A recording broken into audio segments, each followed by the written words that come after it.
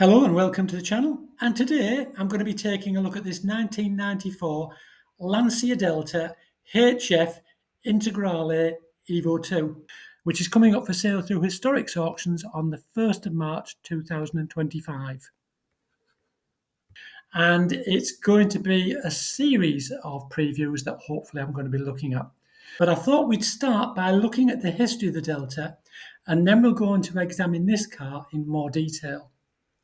Now, the Lancia Delta was launched at the 1979 Frankfurt Motor Show, and it was designed by Giorgetto Giugiaro at Ital Design. In 1980, the Delta went on to be voted European Car of the Year, and between 1980 and 1982, they were sold in Sweden, Denmark, and Norway, but they were badged as a Saab Lancia 600, and this replaced the outgoing Saab 96 model.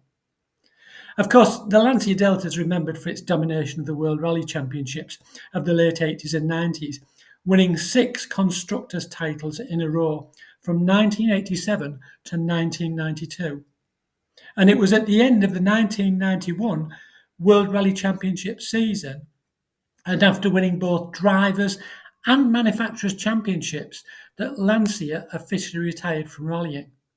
However, development of the Integrale continued, and the factory-developed Evos were fielded by independent Martini Racing for the 1992 season, who went on to win Lancia's 6th title in that very year.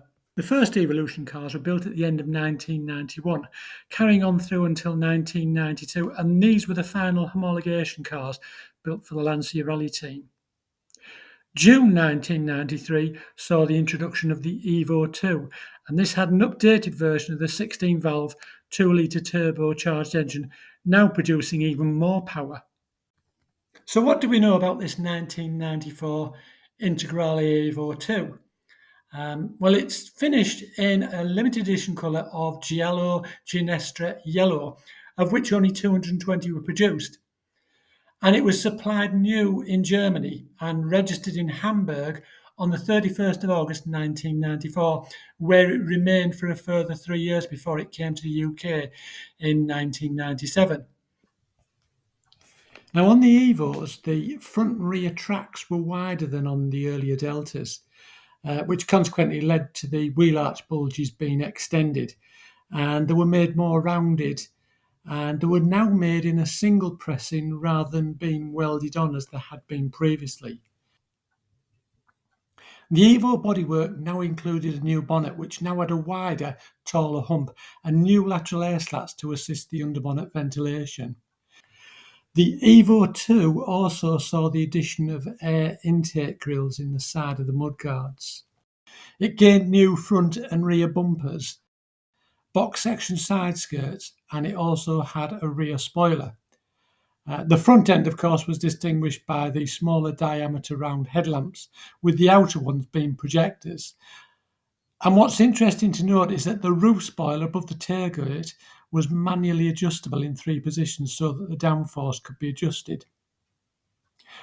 Other changes included the aluminium sport style fuel cap, and it also had new yellow HF badges decorated with the traditional red elephant.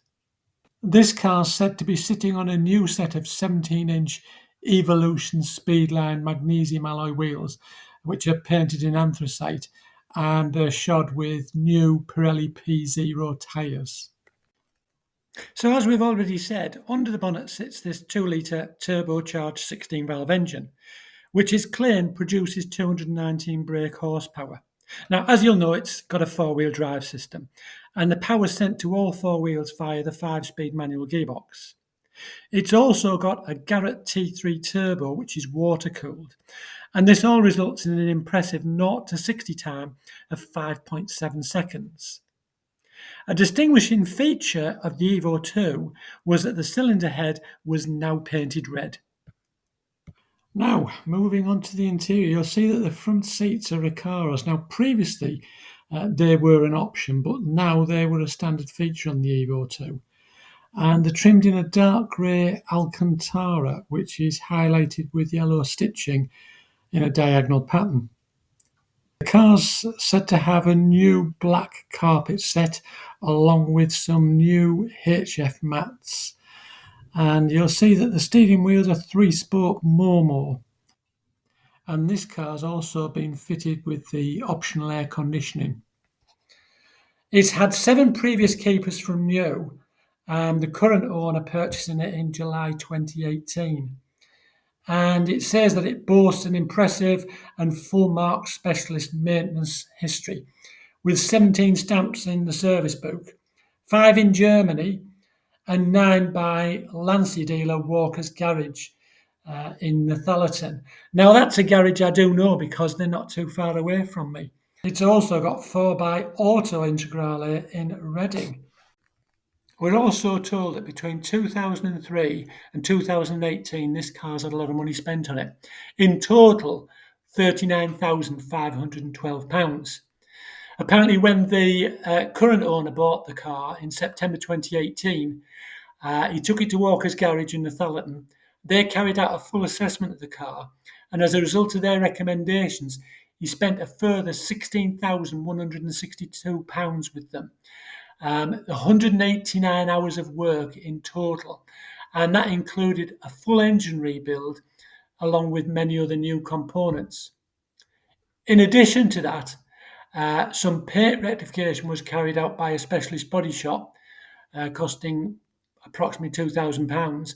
And then there was the retrimming of the front seats by a specialist trimmer at £1,800. So all of that work cost an additional £20,662 in 2018.